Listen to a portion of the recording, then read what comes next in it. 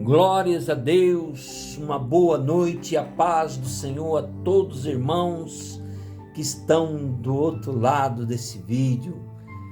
Estamos aqui numa noite maravilhosa, numa noite que está fazendo bastante calor, depois de tanto tempo chuvoso, de garoa, mas para a honra e glória do nosso Senhor, estamos aqui mais uma vez. Eu quero pedir para os irmãos, principalmente aqueles que estão no YouTube, para que não deixe de dar o seu like e também se inscrever no nosso canal, compartilhar se vocês gostarem dessa palavra. Amém? Glórias a Deus. Vamos ler o capítulo 15 de Salmos.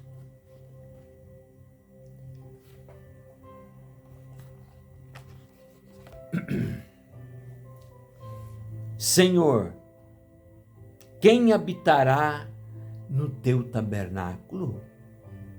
Quem morará no teu santo monte? Aquele que anda em sinceridade e pratica a justiça e fala verazmente segundo o seu coração. Aquele que não difama com a sua língua, nem faz mal ao teu próximo, nem aceita nenhuma afronta contra o teu próximo. Aquele a cujos olhos o reprobam e é desprezado, mas honra os que temem ao Senhor. Aquele que mesmo que jure com dano seu, não muda. Aquele que não empresta o seu dinheiro com usura, nem recebe, peita contra o inocente. Quem faz isto nunca será abalado. Amém? Glórias a Deus. Irmãos, é uma palavra muito boa, né? Vamos fazer uma reflexão dessa palavra nas nossas vidas. Aqui está perguntando: Senhor, quem habitará no seu tabernáculo? Quem morará no seu santo monte? É uma pergunta que está sendo feita. Mas embaixo está respondendo.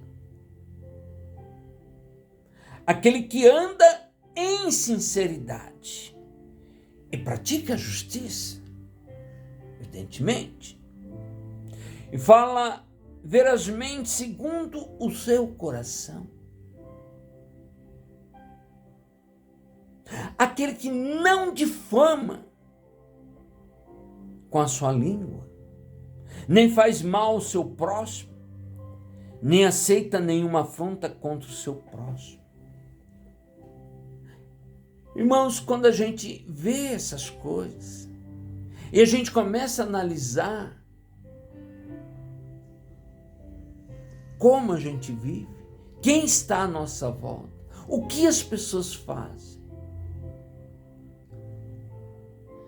Hoje, a humanidade vive no pecado. E as pessoas estão o tempo todo, cada um de nós às vezes erra, e erram muito. A palavra está dizendo, aquele que não difama. Quem que não difama? Quem que não fala mal do seu próximo? Como que Deus vai habitar dentro de uma pessoa que não é honesta, que não é sincera e que não fala mal do seu próximo? Quem? Quem realmente está livre de todas estas questões, desses problemas? Quem? Deus, quando criou o homem, Deus ele criou o homem para quê? Para o homem ser feliz. Ninguém faz nada para ser infeliz. Por menor a coisa que você faça, você não faz nada para ser infeliz.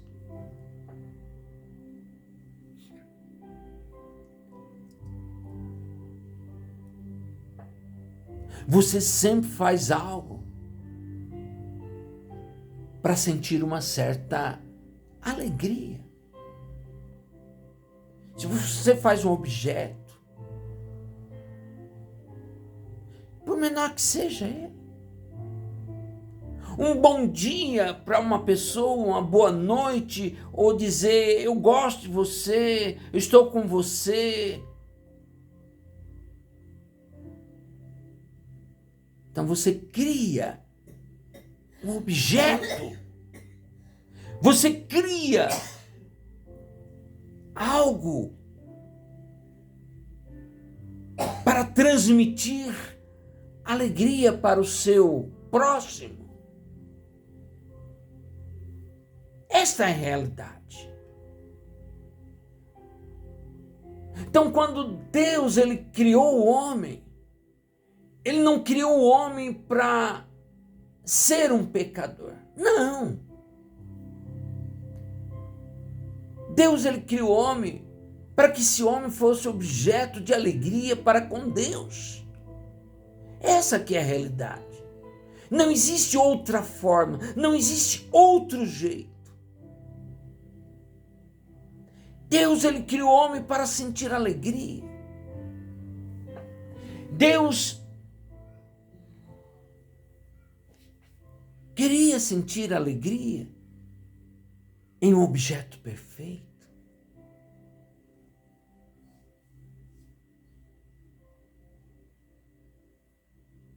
Então, quando Deus viu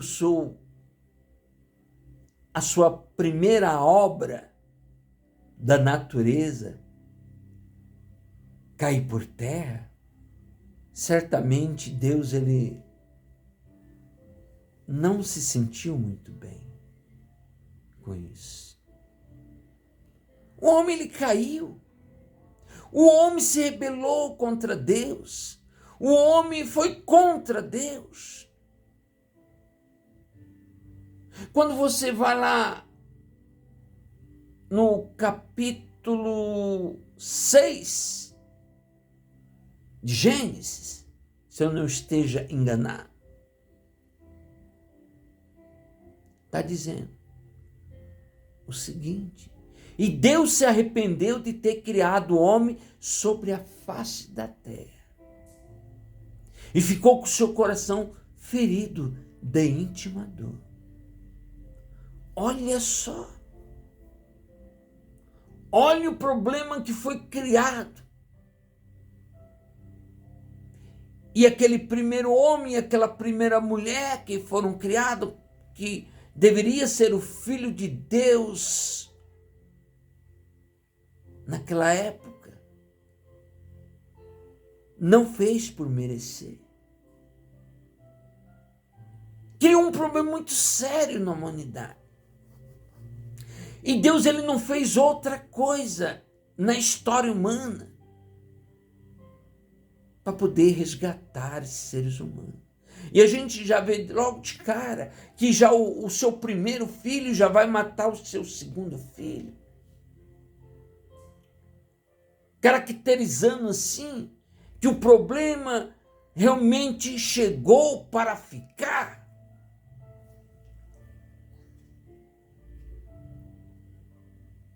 Quem vai morar no tabernáculo? Depois, finalmente, depois de muitos problemas, muitas histórias, muitos altos e baixos. Deus manda o seu segundo filho, Jesus Cristo, unigênito.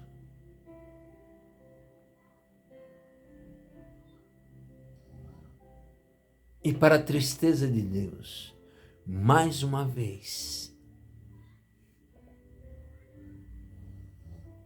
houve mais uma tragédia. Então, Deus ele ficou numa situação bem crítica com os homens. Os homens passaram a ser um objeto de tristeza para Deus. Mas pela misericórdia de Deus,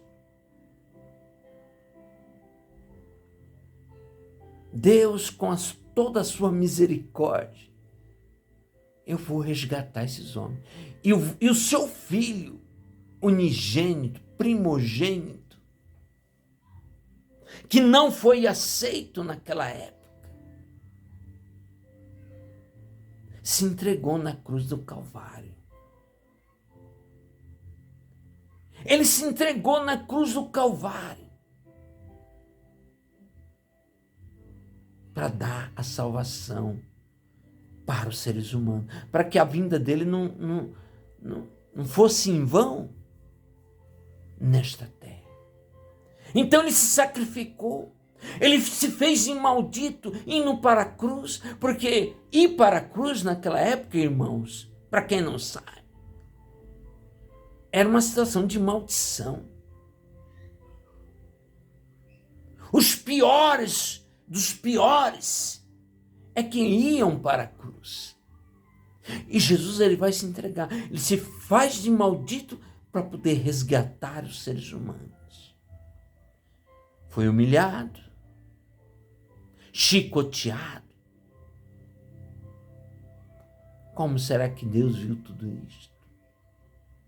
Se Deus já estava triste naquela época, vendo seu primeiro filho se rebelar contra ele, colocando pecado. Então Deus, depois de muito tempo, muitos anos, milhares de anos, vai mandar o seu segundo filho. Quando a gente vê aquela parábola dos maus lavradores, porque na sequência de preparação, a Bíblia Jesus vai contar uma história dos maus lavradores, daquele senhor que se ausentou e falou assim, olha, depois eu vou vir buscar a minha produção. Aí, depois de um certo tempo, ele manda os seus servos. Manda o primeiro, aqueles lavradores. Ah, esse aí é um servo do patrão, vou nos matar. E Deus, pela sua misericórdia, depois de um certo tempo, manda outros servos. E aqueles lavradores, eles matam. Depois, outro tempo, ele manda outra vez outros servos. E aqueles lavradores matam novamente. E finalmente, aquele patrão, que a gente sabe que é Deus, diz assim, bom, agora eu vou mandar o meu próprio filho. Pelo menos eles vão respeitar, porque afinal é meu filho. Aí quando o filho chegou,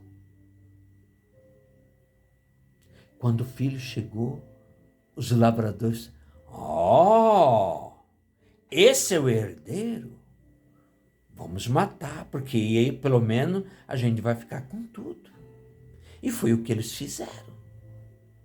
Mataram o filho unigênito de Deus, o herdeiro, para poder ficar de posse de todas as coisas.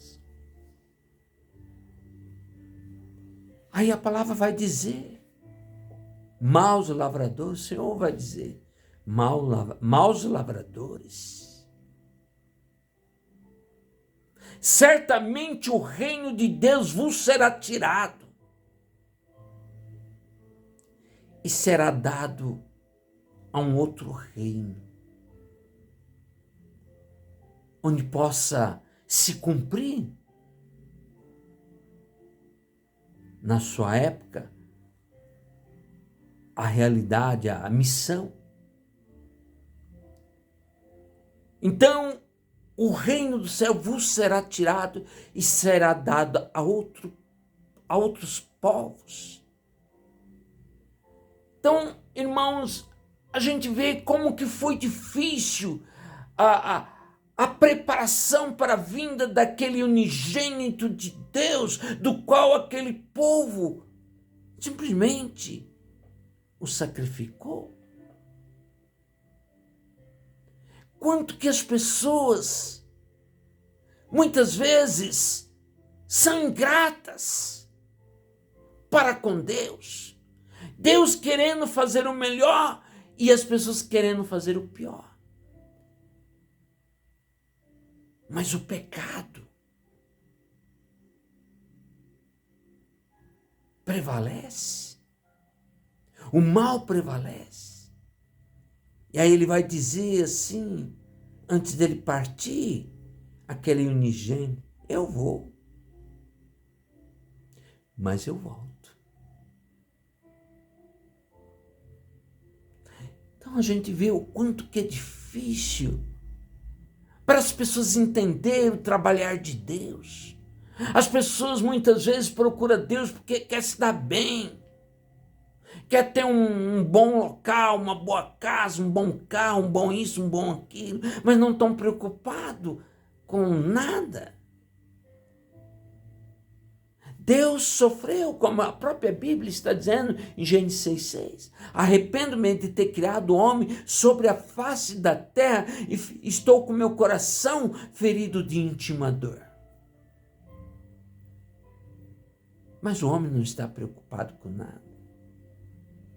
O ímpio não está preocupado com nada. As pessoas, de uma forma geral, não estão interessadas em nada. E Jesus ele vai dizer, não sabeis vós que sois o templo do Espírito Santo? É casa e morada do Espírito Santo, que Deus habita dentro de vós. Não sabeis disso? Jesus pergunta para aquele povo, falando assim, quem habitará no tabernáculo? Quem morará no santo monte? Aquele que anda em sinceridade e pratica a justiça. E fala verazmente segundo o seu coração. Então é necessário, irmãos, que as pessoas venham entender como que Deus age, o que Deus quer. Deus ele não criou o homem para ser um rico e o outro pobre, um bom e o outro miserável. Não. Deus não criou o homem para ser escravo. Deus criou o homem para ser filho de Deus. E Jesus veio na terra para poder trazer essa situação de volta, essa situação que havia perdido lá no início. Mas o pessoal não permitiu. As pessoas não permitiram. Porque as pessoas estão preocupadas com o quê? Com o seu dia a dia, com os seus afazeres. Muitos se corrompendo. Muitos indo para o lado de ouro, valores, por todas essas coisas. Buscando riquezas.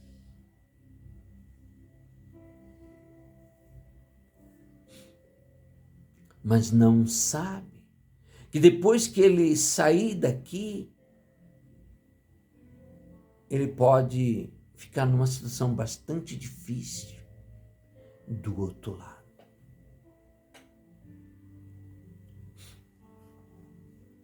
Irmãos, a gente tem que entender a realidade que se passa nas nossas vidas, no trabalho de Deus. Por que que o trabalho de Deus se prolongou tanto na história? Não foi por causa de Deus, mas por falta de responsabilidade humana. E agora Deus chegou ao final. Chegou o período de cobrança. O período em que Deus está reivindicando os seus verdadeiros filhos. Aqueles que o adoram em espírito e verdade. Deus, Ele quer isso. Venha a nós o teu reino. Seja feita a tua vontade, assim na terra como no céu. Então Deus está procurando os verdadeiros filhos. Até a criação, irmãos, até a criação sofre por causa do problema do pecado do homem. Até a criação sofre. Quando o homem caiu, irmão, que ele saiu da presença de Deus, lá no início, a própria criação ficou acima dos homens.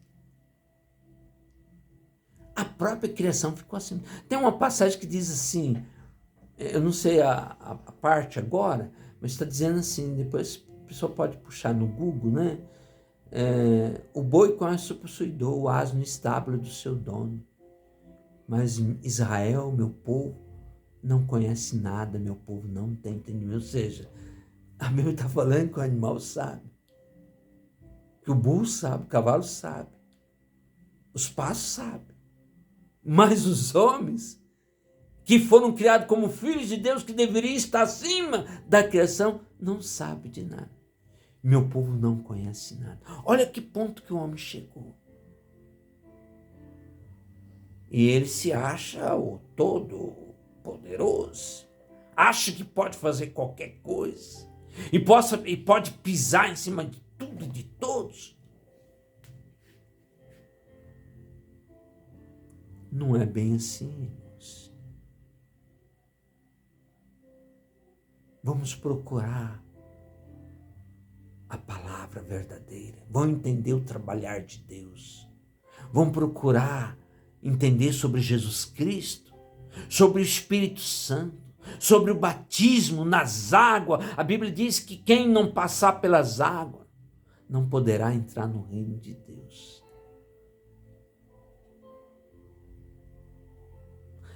Quem não nascer de novo